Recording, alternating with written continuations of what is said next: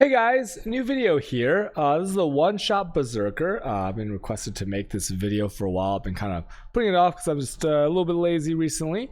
But here it goes. So I'm in a Redeemer's Eyrie. So I'm going to show you a Redeemer first, and then we're going to go straight into the Cyrus because it just so happens I have this ready to go. Okay. So what I'll do is I'm going to set it up real quick. Just one charge on the Seismic thingy, and then we're going to get our Intimidating Cry out, and then that is most of the. I'll talk a little bit more about this one-shot setup later, but for now let me get out my Ice Golem, and we're gonna proc this boss here. Okay, so she's gonna do her role play. We're gonna put down this, we're gonna do this, we're gonna do this, we're gonna do this, we're gonna do this, and boom! And you saw that little bit of her HP go down. And what happened there is, like, my Warchiefs were here. There's 3 of them out right now, so it took out a little bit of her HP. They do a decent amount of damage, but these are set up in a way where they don't even have like max damage themselves. Talk about that setup later. And it just one-shots the boss. It's pretty nice. It does a lot of damage. And then we're gonna go back to the hideout, and just so you can see the Cyrus kill heal, it'll pretty much be the same thing. Let me just go in here and we'll do the role play, talk about the build a little bit more. Once again, it is a Berserker, currently level 96. Pretty good, pretty good. This build, is it good or not? No, I cannot say this is a good build. This build is good at completing challenges. Like if you want to one-tap Oshabi in the garden, it does that very, very well, right? It taps her so that she can't hit you with any of her moves. So it's like really good at getting all 4 of these challenges done at the same time.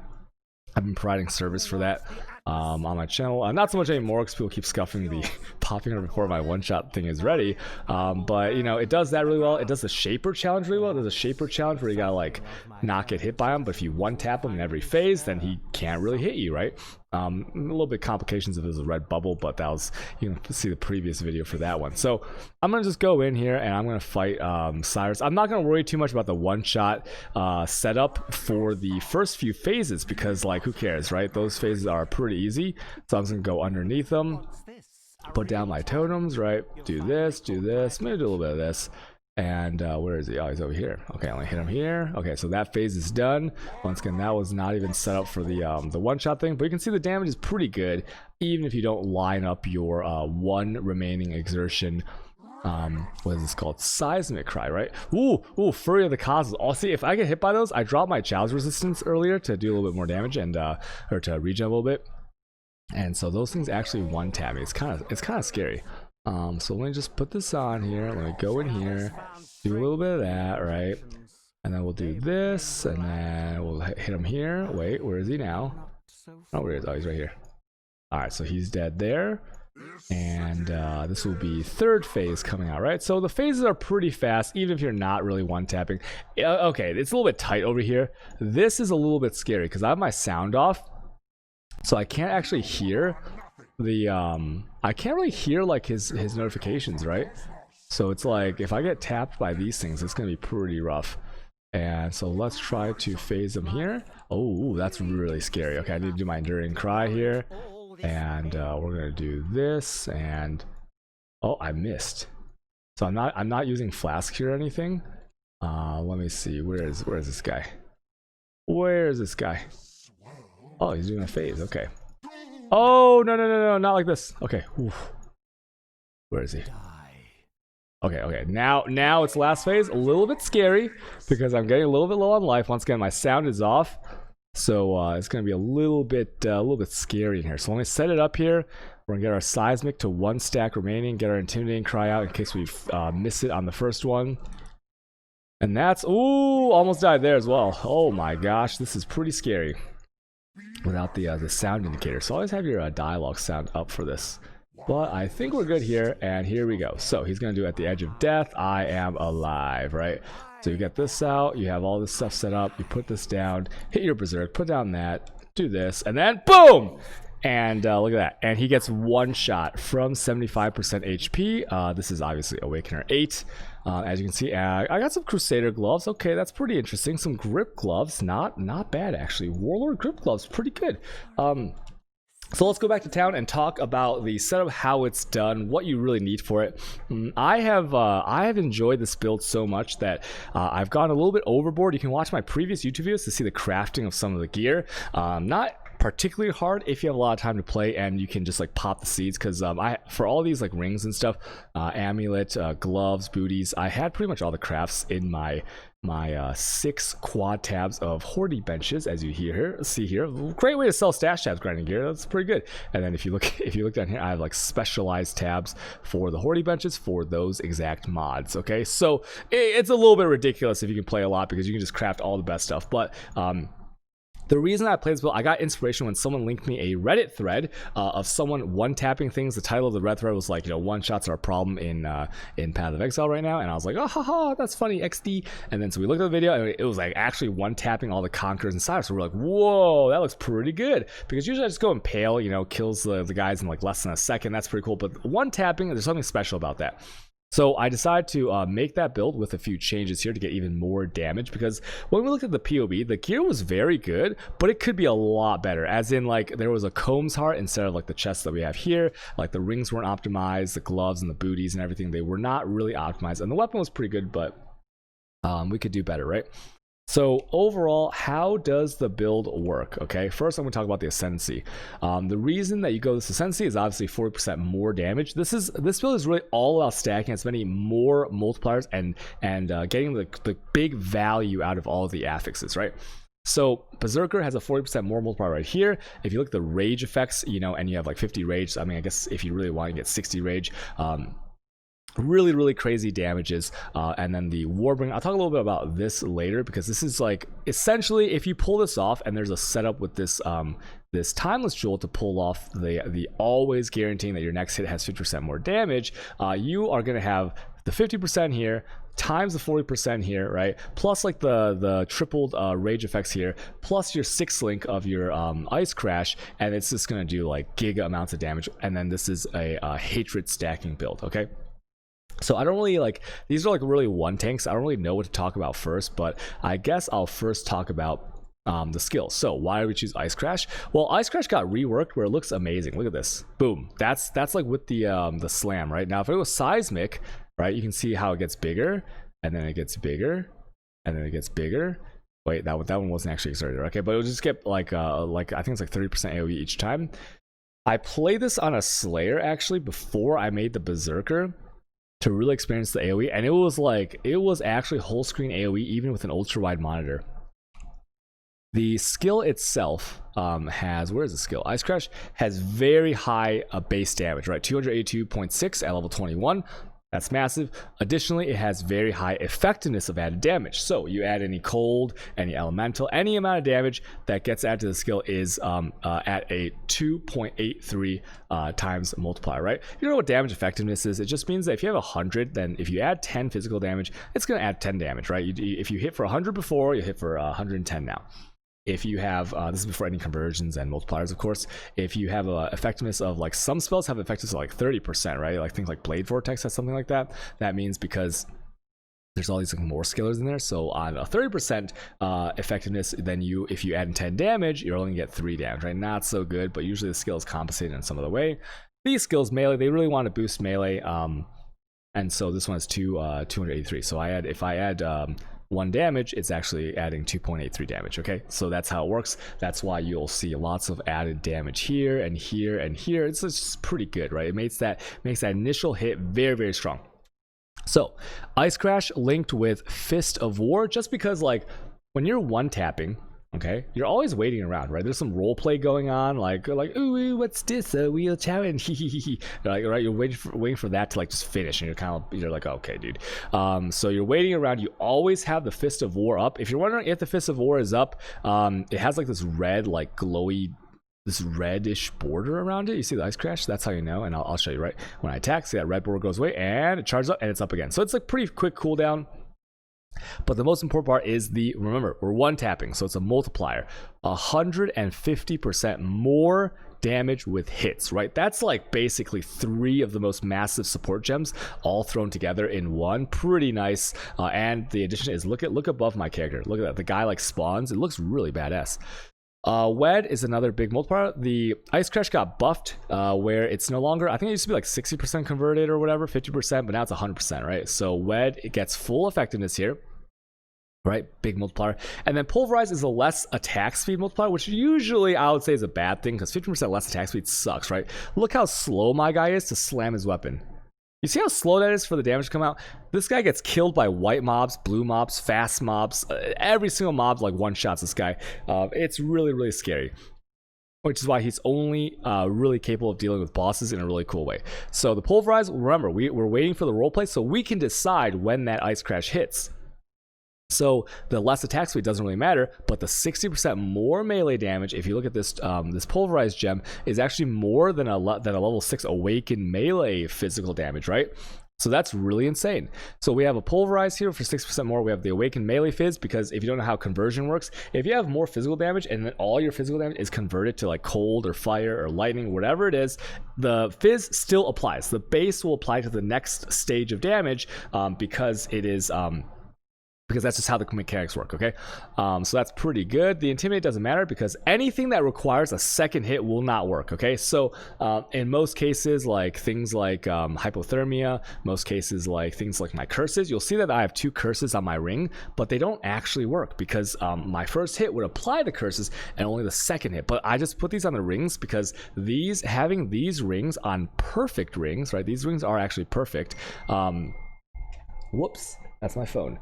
So these rings, although they are, the curses don't apply, having the curses actually makes them a lot more valuable. So I can sell them later for much, much more. Okay, my F is my advanced, it's my advanced show tooltip, as you'll see there. So yours might be on Alt, mine's on F. So that happens sometimes. People think it's a macro, but it's not. Okay, so this is the rings right here. The most difficult part about these rings was that I need a tier 1 wed, right? So the way that I don't really need to talk about crafting. You'll watch my other video where it goes through like 30 minutes of me crafting these rings, the complete crafting of them. But yeah, so I have some tier 1 wed on there, which is big damage. I have some flat damage on there, obviously tier 1 life to make my guy a tiny bit more tanky, and then the crit multi is nice, and the fire res is just what I needed to cap my res. You might be wondering, why didn't you use scorns, right, to get the tier 0 multi? And that's exactly what I did with my amulet. I got the tier 0 multi here. It's just because if I want to guarantee I looked at the weightings of everything. If I want to guarantee like the multi, the curse, and some other things, and then like start rolling the wed, it was just a lot more time convenient. It was a lot more convenient to just go with this, okay? I could have done it if I had enough time, as I had the patience, but I just did not have the patience to do that. I want to get the easy tier 1 crafts, and that's what I went with. And even with less gear, like I said, if you look at the Reddit thread with the guy that I got inspiration from, like his gear was much worse, and he was still one-tapping. So I was like, do I really need an extra 2% multi? No, I don't, because look at my multi right here on the S-grade. It's 600 something, 631, and it could be better because my jewels are kind of bad. So that's the ice crash links right there. I guess we'll go over links first. So this Warchief setup is something that I changed from the original person, because I really wanted to guarantee like a big damage increase. So Warchiefs by themselves have pretty good damage, and I have 3 of them because I have a multiple totem support. So I have 3 of them out. Those 3, they are applying. We have Bone Chill so that they can chill the enemies, along with Hypothermia, which it isn't there really. Like, Hypothermia is not good for my one-shotting, but it does increase the chill effect. And so if you look at this line right here, enemies chilled by supported skills have cold damage taken increased by chill effect. So with that, it's giving me a separate more multiplier based on the chill effect. So Hypothermia is chill effect, Unbound Ailments is chill effect, right? The Warchief isn't meant to really do that much damage, but you can still see how much damage it did to the Redeemer and stuff. And then the Awakened Melee Fizz is because if you look on how chill works, the chill threshold is actually, you need to do a certain amount of their life to get a certain effect, certain effectiveness of chill. And then also something else that chill effect does, and not a lot of people know about, is that increased chill effect isn't just making them slower, it is also reducing the damage needed to apply that same level of chill, right? So that's pretty cool. So I got this just to guarantee that basic level of chill effect to make my damage do more, and then the multiple tone support, of course, to get 3 of them. And that's for I'll show you something on the tree in a second here. Where is it? Surveillance. So if I put down 3 totems down, then that enemy is taking 3% increased damage. That's pretty cool, right? And then having the totems down as well is super important, because if you look at this node, I've actually anointed this node on my amulet, right? Panopticon is basically the more damage multiplier that the ancestor totems are giving you is multiplied by 1.5. So let's take a look at this right here. When I put these totems down, I am naturally doing 18% more melee damage. I used to put an empower in here, because I think that makes it like 20%. So at like 20% would be 30% more. This is 27% more melee damage when the totem is active. That's pretty insane, right? They don't really even need to be that close to you. It's just like if they are active, you are getting that bonus. So 27 instead of 18% more, no brainer for 1 point there. Okay, it's very, very hard to get like 9% more damage, or 10% if you're using Empower, more damage from one anointment, right? Really, really crazy stuff there. And then if you look at the Whale Ancestral Warchief, if you're in a zone, so for Conquers, Oshabi, things like this, where you are going to be killing mobs before and you will be guaranteed an Ancestral Warchief totem, well, look at that more multiplier, right? That is a 32% more multiplier. That multiplied by 1.5. If you drop that down, that is actually 48% more damage. So once again, like one of the biggest support gems that you could get in the game, it would rival that, right? So that's just pretty crazy. And then remember, double multiplier with the links. In here I have Hatred. This is Hatred stacking, which I'll talk about in a little bit. It's actually really simple to explain. And then Intimidating Cry, this doubles your damage. It guarantees the double damage, so you don't need any DD on things like a Lethal Pride or anything like that. It's really, really crazy. And if you look right here, it's this one. It lasts for 3 attacks because I have this Exertions add an extra attack here.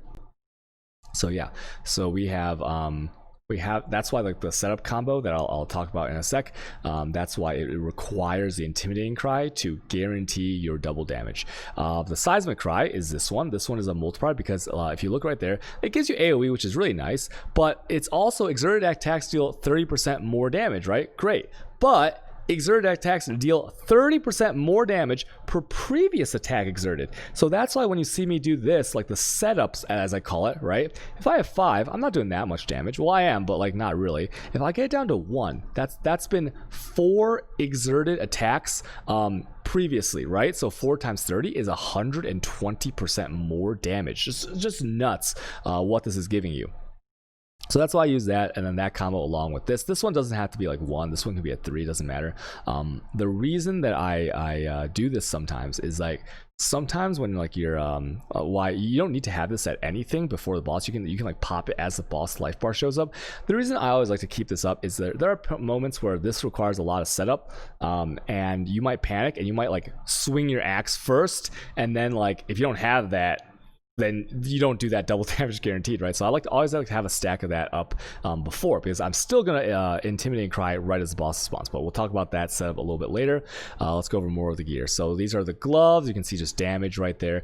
The resist, that cold resist, is a hybrid Puharti mod. That's actually one mod. If I show you the advanced, right, that is comes on incursion gloves, and it has cold resist and 50% increased damage taken, which hits against shield enemies, which once again my Warchiefs apply. The reason that the Warchiefs can guarantee you the chill is that Warchiefs attack way faster than you. So look at this, right? Once again, look how slow. Look, well, okay, I have full rage, but look how slow that attack is anyways, right? So the Warchiefs will always go bam, bam, bam, bam, bam, and chill them before your big swing lands on the ground. So that's why it works. Okay, Enduring Cry is for those situations where maybe you don't have as good as regen as me.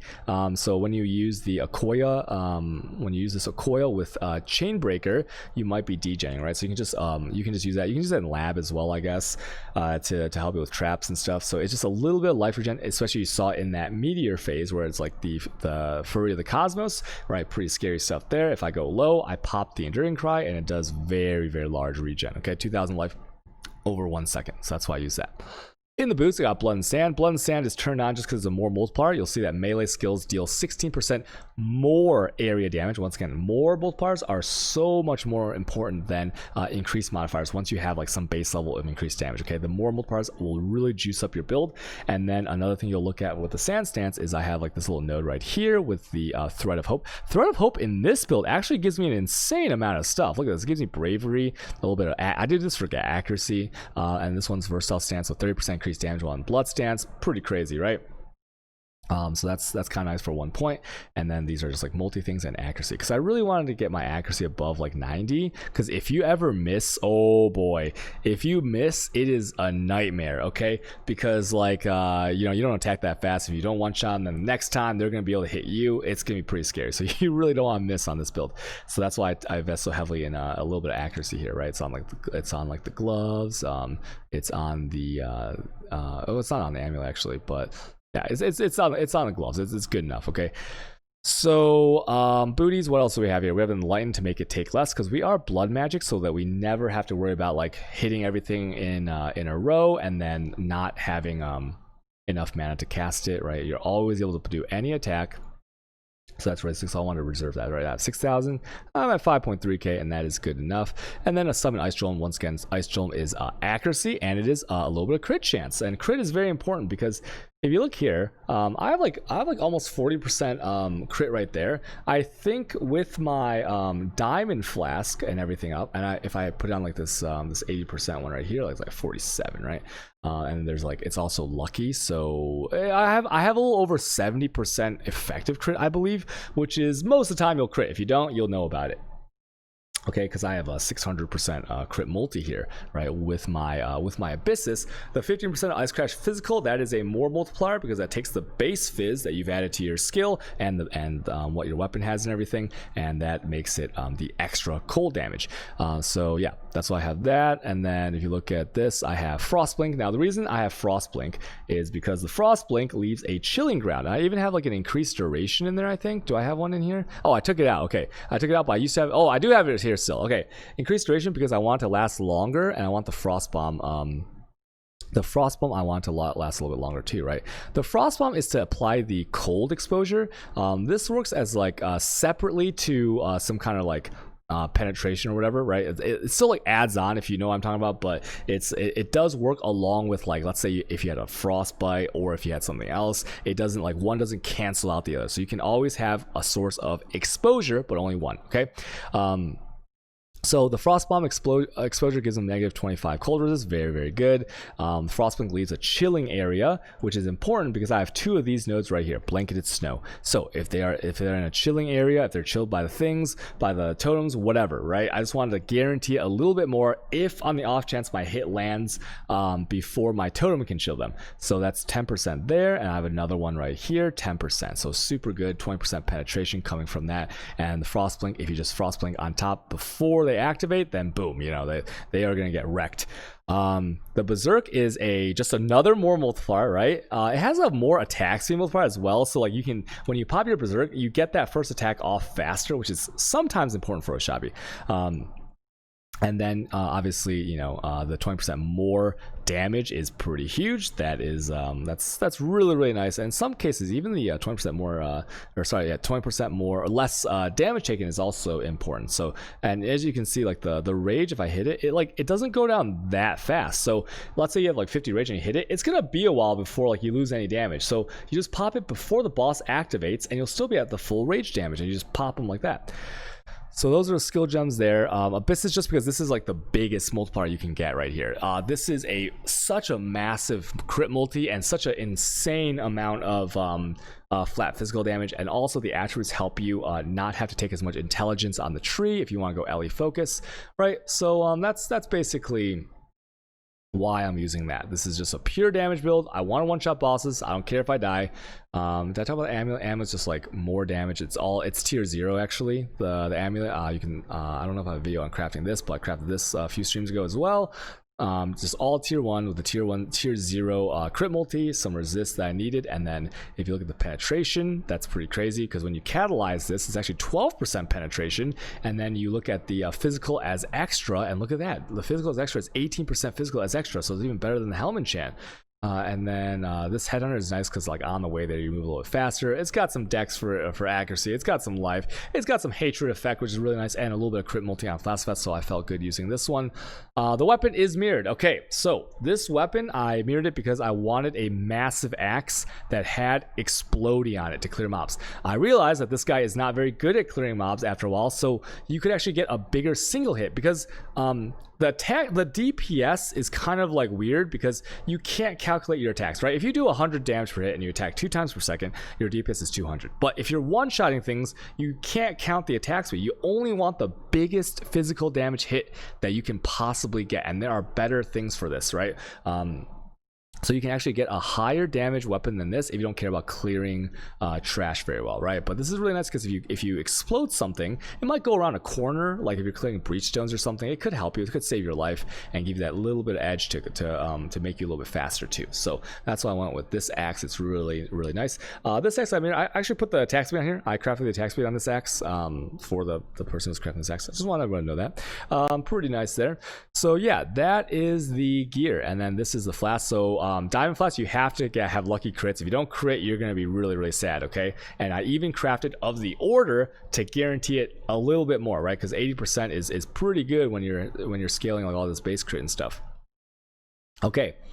Lion's Roar, more damage multiplier, nothing needs to be said there. At Zubies, more damage Fizz, more damage Alley. This is kind of like a double dipping flask, really, really nice damage. Taste of Hate, once again, it is a pseudo more multiplier. Not like pure more multiplier, because you already have a lot of Fizzes extra, but still, 20% Fizz extra cold damage, amazing, right? And then you have a Bottled Faith. So the Bottled Faith is a base crit multi. So add on 2 to your axe, right, and then multiply every other increased multiplier on there, and that's what you get. It's really, really insane. Like for example, in most cases, if you were like just a basic character, not talking about any weird interactions or lucky interactions with the diamond flask, like if you had like let's say you had like 6% crit, right, on your weapon, and then you popped your Bottled Faith, right, that adds 2%, so it is 33% more crit. Okay, that's I can't explain how ridiculous that is. And there's another thing you do with flask effectiveness. Hold on, let me just show you. Flask effect Hoarding Benches. If you only use this character for killing bosses, you can put on things like this, right? Like Enchanted Flask with 50% more increased effect. So that applies to all these, right? It even applies to 80%. It doesn't apply to the lucky thingy, but so you get 120 crit here, right? This gets multiplied by 1.5. This one, and this will give you 3% base crit, and then obviously taking damage taken 10% goes to 15%. That's something you could do to cheese the bosses. It does so much damage. It's crazy. So that craft comes from the yellow tier 2 seed, very, very common. If you want more effects, use a fortune bud or something like that. But it's pretty hilarious when you juice it up, right? It's like prepping your flask before like a WoW raid or something like that. So yeah, those are the flasks. Did I not go over anything? The abyssal thing that I was using here is just life, flat damage, and regen life per second while moving, because regen was a problem for me when I was using this. This is probably like one of the most important parts of the build too. So if you go with any lethal pride, as you can see in this section here, I mean, I did take this for a little bit of regen, but let's say I didn't take this, right? The only thing I'm using this lethal pride for really is this.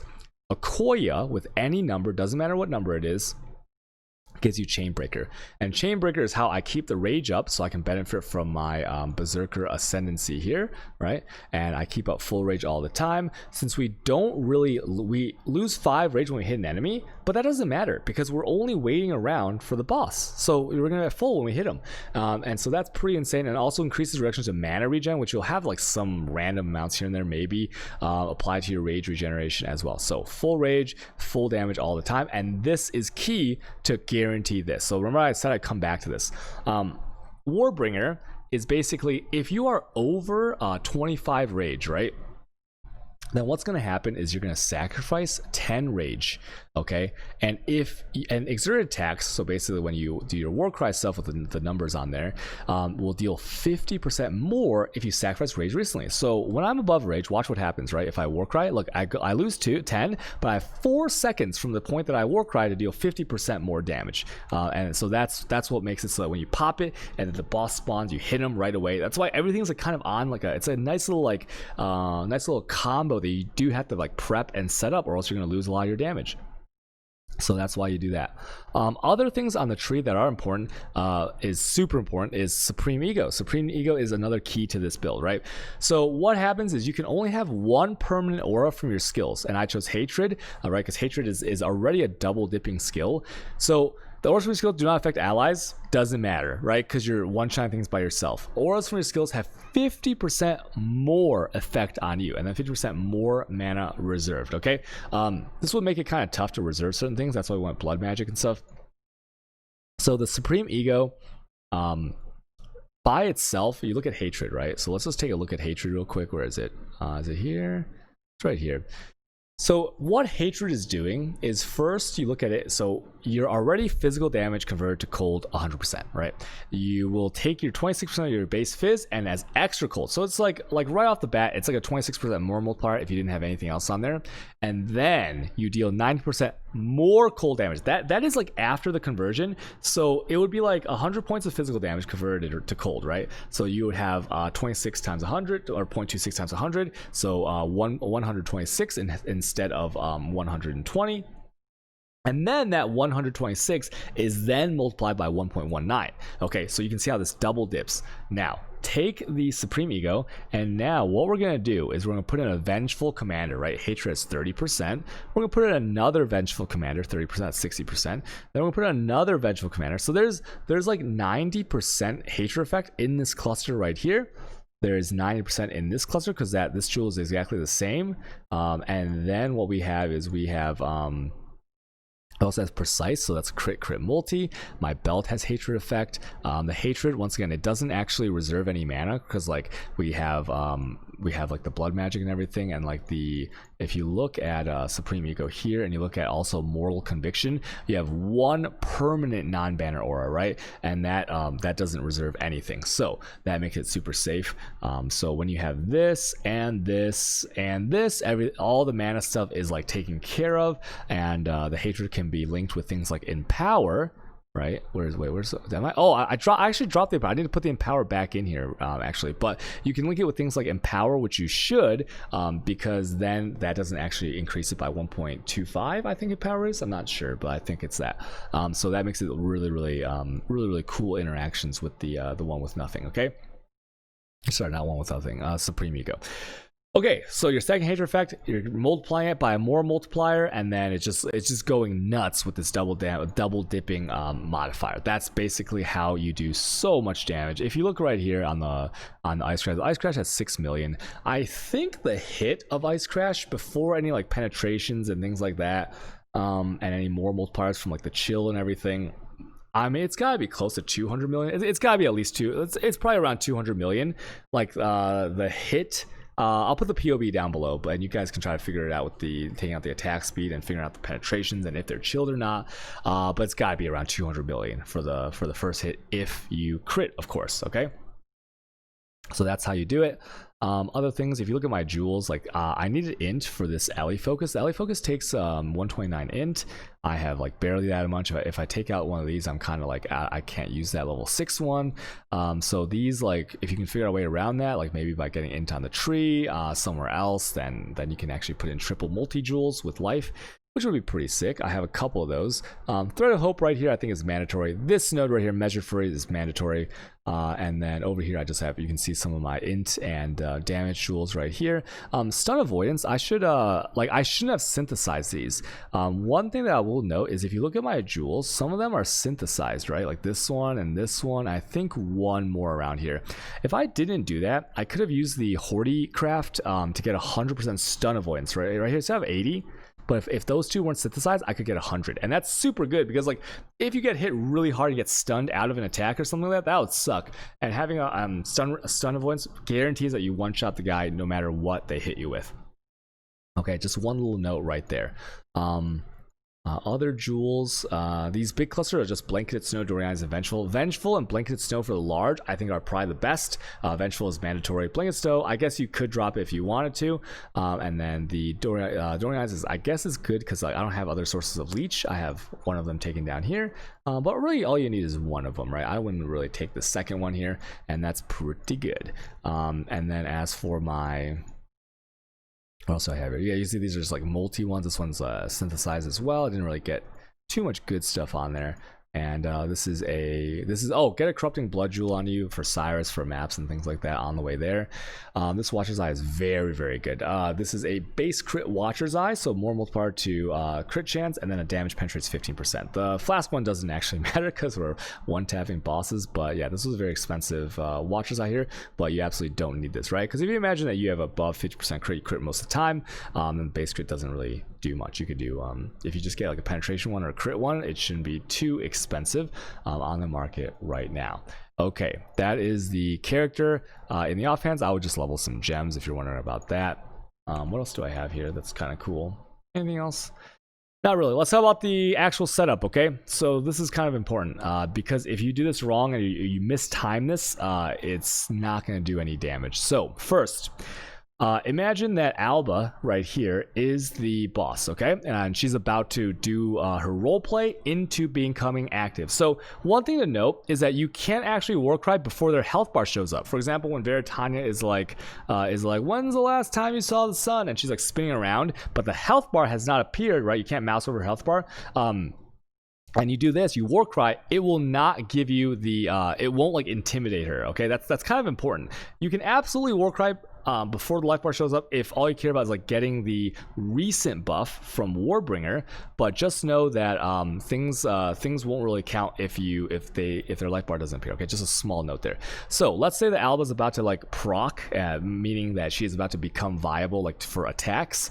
So what you're gonna want to do a few seconds before that is you're gonna drop 3 totems. Okay, the reason you drop 3 totems is because it gives you a more damage multiplier. If you are doing a map, you can drop your whale version, the whale ancestral warchief, to get 48% more damage instead of 27. But yeah, just make sure you have 3 of them up around her, because 3 of them makes surveillance proc, right? That's 3% damage taken for enemies nearby this totem.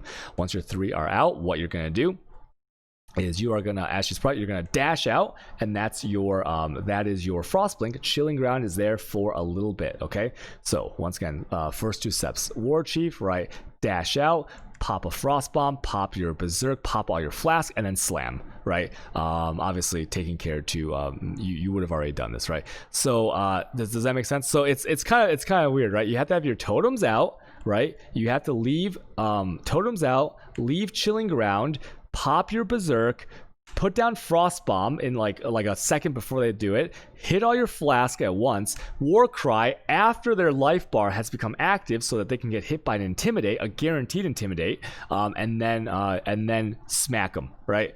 And that is the combo. Once again, this is all given that you're sorry, I didn't, okay, maybe I messed it up a little bit, because I want to show you this at the point that you would do all that.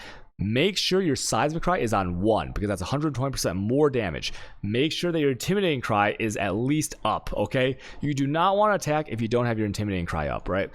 So like this right here, 1 and 3 is what I go with, because if you override the Intimidating Cry, it doesn't matter. It's still fine, right? So once again, 3 Warchiefs up, right? Dash out, Frostbomb, Berserk, hit all your flask, and then Warcry them, and then hit them, right?